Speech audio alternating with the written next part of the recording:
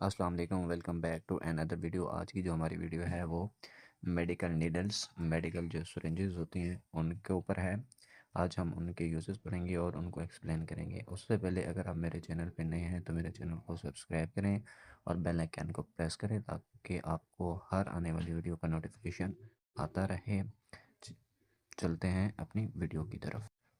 तो जी, जो हमारी पहली नीडल है वो हाइपोडर्मिक नीडल है, वो जो कॉमनली यूज़ होती है, लाइक जैसे कि 5 cc सिरिंज है, 10 cc सिरिंज है, 20 cc है, 50 cc की सिरिंजेस में इस्तेमाल होती है। उसको हम हाइपोडर्मिक नीडल के नाम पे तौर पे बयान करते हैं। और उसका जो यूजेस होता है वो सबक्यूटेनियस में भी लगाई जाती है, इंट्रामस्कुलर भी, इंट्रावेनस और इंजेक्शन एंड ब्लड ड्रॉ करने के लिए भी यूज़ की जाती है। इसके 3 पार्ट होते हैं, बेबल होता है, हब होता है और उसके बाद इसकी सिरिंजेस और प्लेंजेस होते हैं। ठीक है, उसके बाद हमारे पास आती है इंसुलिन सिरिंजेस होती है। ठीक है, जो 1 cc की होती है। लाइक मोस्टली जो इंसुलिन लगाने के लिए इस्तेमाल की जाती है वो ज़्यादातर जो सबक्यूटेनियस टिश्यू में कोई भी चीज़ इंजेक्ट करने के लिए आप लोग इस्तेमाल करते हैं, वो आपके पास क्या होती है, इंसुलिन सिरिंज होती है। इसकी अल्ट्रा फाइन निडल टिप होती है, शॉर्ट जो होती है वो शेफ्ट होता है, शॉर्ट शेफ्ट होता है। ठीक है, और इंट्रा ग्रेजुएटेड सिरिंजेस होती है इन द यूनिट फॉर्म में। ठीक है, आपने जो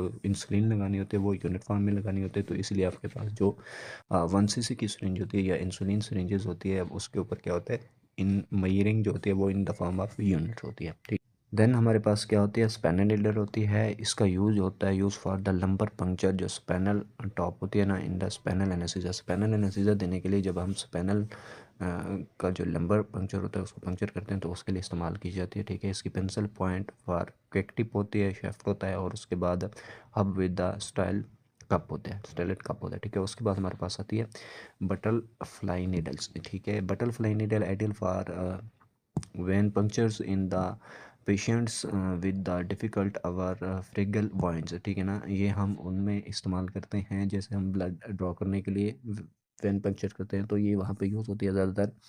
जो हमारी लैब्स होती हैं उनमें ज़्यादातर ये यूज़। इसके जो हमारे पास पार्ट्स होते हैं वो हमारे पास होते हैं, मतलब कि शॉर्ट विंग्स निडल होती है, उसके बाद फ्लेक्सिबल विंग्स होते हैं और उसके बाद ट्यूबिंग होते हैं। उसके बाद हमारे पास होता है आईवी कैनोला निडल। ठीक है, आईवी कैनोला निडल हम एक और वीडियो में भी डिस्क्राइब करेंगे कि जो हमारे पास कैनोलेज होते हैं वो कौन कौन से साइज़ के होते हैं और कितने होते हैं और उनका कलर कोडिंग क्या होती है, तो वो हम नेक्स्ट वीडियो में इंशाल्लाह वही पढ़ेंगे।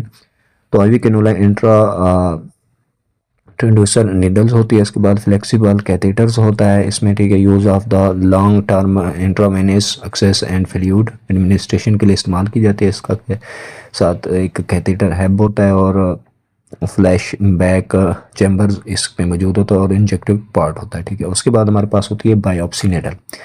छठे नंबर पर यूज टू एक्सट्रैक्ट टिश्यू और sample for the diagnostic examination. Like ये हमारे पास बायोप्सी नीडल होती है, ये हम क्या करते हैं, किसी भी टिश्यू की बायोप्सी लेने के लिए हम इसको ज़्यादातर इस्तेमाल करते हैं। ठीक है, इसमें कटिंग टिप होती है, स्पेसिमन नोच होता है और हैंडल ट्रिगर्स होता है। ठीक है ना, जो कटिंग टिप होती है वो सबसे पहले टिश्यू के अंदर जाती है, कट करती है, उसके बाद हमारे पास स्पेसिमन नोच के अंदर जाता है, तो टिश्यू वो जो कट हो जाता है वो स्पेसिफिक नोच के अंदर चला जाता है और जब हम उसको वापस निकालते हैं तो स्पेसिफिक नोच के अंदर हमारे पास क्या होता है, वो टिश्यू का सैंपल मौजूद होता है।